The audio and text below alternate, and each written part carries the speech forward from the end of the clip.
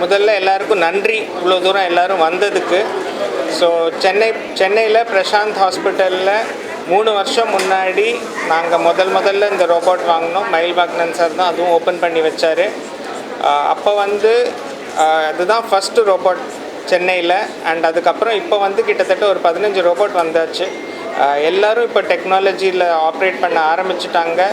இது முதல்ல ஆரம்பித்தப்போ பேஷண்ட்ஸ்க்கு நல்ல ரிலீஃப் அண்ட் அவங்களோட ரெக்கவரிலாம் ரொம்ப நல்லா இருந்துச்சு. அதுலேயே இப்போ நிறைய சேஞ்சஸ் கொண்டு வந்து இன்னும் லேட்டஸ்ட் அட்வான்ஸ் டெக்னாலஜி. இந்த ரோபோட் தான் 4th ஜெனரேஷன் ரோபோட், இருக்கிறதுலையே மோஸ்ட் அட்வான்ஸ்டு ரோபோட். ஸோ இதை வச்சு ஆப்ரேட் பண்ணி ஆயிரக்கணக்கான பேஷண்ட்ஸ் இப்போ நல்லா நடந்துட்டு அவங்க வாழ்க்கையை நல்லா இன்பமாக வாழ்ந்துட்டுருக்காங்க. அதில் சில எக்ஸாம்பிள்ஸ் தான் நீங்கள் இப்போ கொஞ்சம் நேரத்துக்கு முன்னாடி பார்த்தீங்க. அண்டு இது டிப் ஆஃப் தி ஐஸ்பர்க். இது மாதிரி நிறைய பேர் இந்த மூட்டு வலியில் கஷ்டப்பட்டுட்டு தவிச்சிட்டு அவங்களோட டே டு டே லைஃப் வாழ முடியாமல், வீட்டை விட்டு வெளியில் போக முடியாமல் வீட்டிலேயே இருக்காங்க.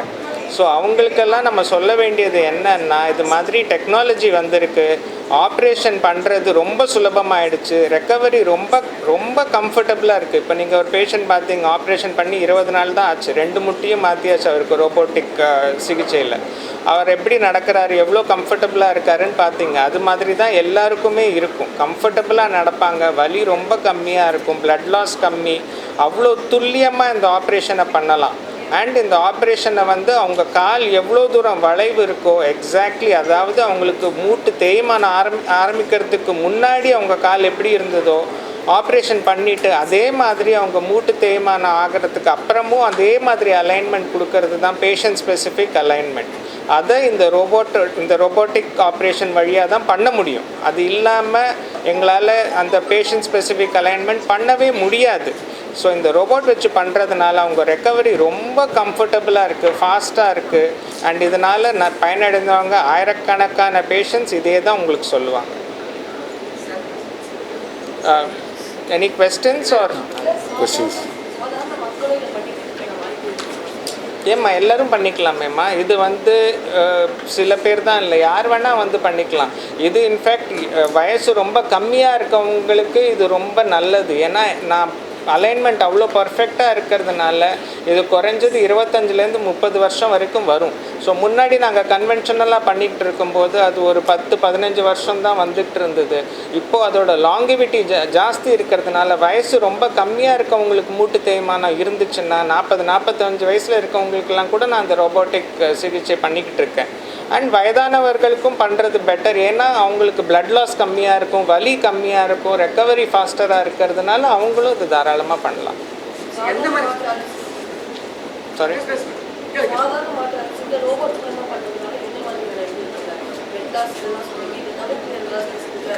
அதாம்மா ரெக்கவரி ரொம்ப ஃபாஸ்டராக இருக்கும். நாங்கள் இம்ப்ளான்ட் யூஸ் பண்ணுறது இருக்கிறதுலே லேட்டஸ்ட் இம்ப்ளான்ட் யூஸ் பண்ணுறோம். அந்த இம்ப்ளான்ட்டும் பர்ஃபெக்டான பொசிஷனில் வைக்கிறதுனால அந்த இம்ப்ளான்ட்டோட லைஃப் ரொம்ப வருஷத்துக்கு வரும்.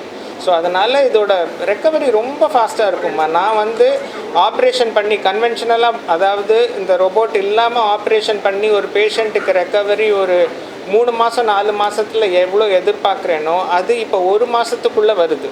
ஸோ அதனால் பேஷண்ட் முன்னாடி அந்த ஃபிசியோதெரப்பிலாம் பண்ணால் வலிக்கும், அந்த கஷ்டப்பட்டுட்டு இருக்கிறது அதெல்லாமே ஃபுல்லாக போயிடுச்சு இப்போ. ஸோ அவங்க ரெக்கவரி ரொம்ப ஃபாஸ்ட்டாக இருக்குது. அவங்க இயல்பான வாழ்க்கைக்கு திரும்புறதுக்கு இதுதான் பெஸ்ட்டு. ஸோ அதனால் இட் இஸ் வெரி அட்வான்டேஜஸ். இப்போ மூட்டு தேய்மானம் பார்த்திங்கன்னா 4 ஸ்டேஜ் இருக்குது. ஸ்டேஜ் 1ன்றது ரொம்ப ஏர்லி ஸ்டேஜ். அப்போ நம்ம படிக்கட்டு ஏறும்போது கொஞ்சம் முட்டிக்கு முன்னாடி லைட்டாக பெயின் இருக்கும். ஸ்டேஜ் 2 இன்னும் கொஞ்சம் ஜாஸ்தி, அதாவது நம்ம ஒரு படிக்கு இப்போ ஸ்டேஜ் 1ல் அவங்க 4-5 ஃப்ளோர் ஏறுவாங்க. ஆனால் கடைசியில் ஏறி முடித்ததுக்கப்புறம் முட்டி வலி லைட்டாக ஆன்டீரியர் தை பெயின்னு சொல்லுவோம், அது மட்டும் வரும். ஸ்டேஜ் 2ல் அவங்க நடக்கிற டிஸ்டன்ஸ் 4 கிலோமீட்டர் 5 கிலோமீட்டர் இருந்துச்சுன்னா அந்த 5 கிலோமீட்டருக்கு அப்புறம் வலி ரொம்ப இருக்கும். ஸ்டேஜ் 3ல் வலியோடு சேர்ந்து வீக்கமும் இருக்கும், எலும்பு மேலே எலும்பு ரொம்ப உராய ஆரம்பிச்சிரும்.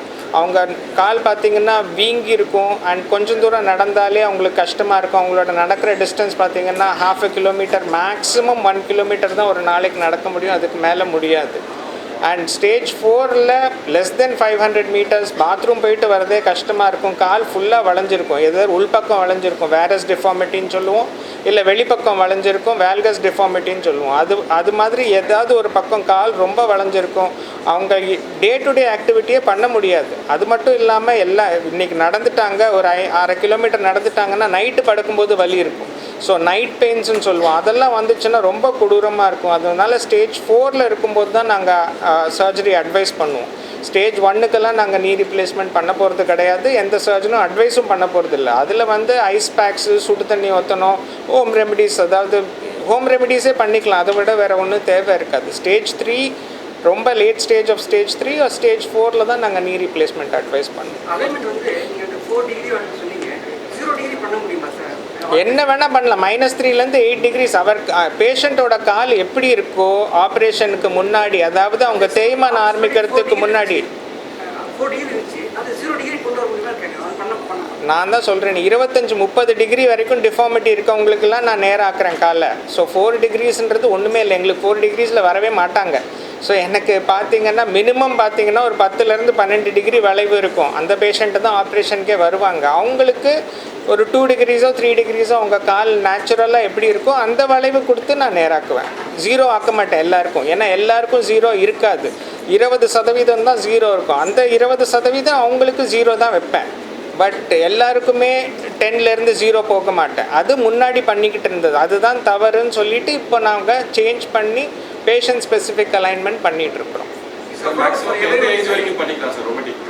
அது பேஷண்ட்டோட ஃபிசிக்கல் ஃபிட்னஸ் பொறுத்து தான். இப்போ வந்து எனக்கு 89-90ல் ஒரு பேஷண்ட் வந்து 2 முட்டியும் மாற்றிட்டு போனாங்க.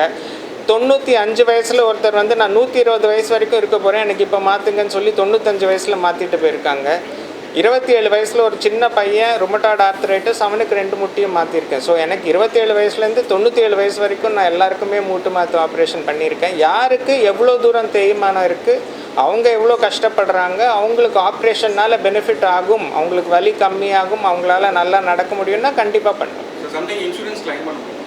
கண்டிப்பாக இன்சூரன்ஸ் அவங்களுக்கு இருந்துச்சுன்னா கண்டிப்பாக கிளைம் ஆகும். அதுக்கு ஒரு லாக்இன் பீரியட் மட்டும் இருக்குது. இன்றைக்கி இன்சூரன்ஸ் போட்டு நாளைக்கு நீ ரீப்ளேஸ்மெண்ட் பண்ண முடியாது.